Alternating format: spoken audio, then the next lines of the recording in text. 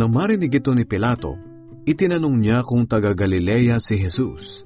At nang malaman niyang mula nga siya sa Galilea, ipinadala niya si Jesus kay Herodes na nasa Jerusalem noon, dahil sakop nito ang Galilea. Tuwang-tuwa si Herodes na makita niya si Jesus dahil matagal na niya itong gustong makita, dahil sa mga nababalitaan niya at gusto niyang makita si Jesus na gumagawa ng mga himala. Marami siyang itinanong kay Jesus, pero hindi ito sumagot. Samantala, patuloy na isinisigaw ng mga namamahalang pari at ng mga tagapagturo ng kautusan ang mga paratang nila laban kay Jesus. Hinamak at ininsulto ni Herodes at ng mga sundalo niya si Jesus. Sinuotan nila siya ng magandang damit bilang pagkutya sa kanya, at saka ibinalik kay Pilato. At ng araw ding iyon ay naging magkaibigan ang dating magkaaway na sina Herodes at Pilato.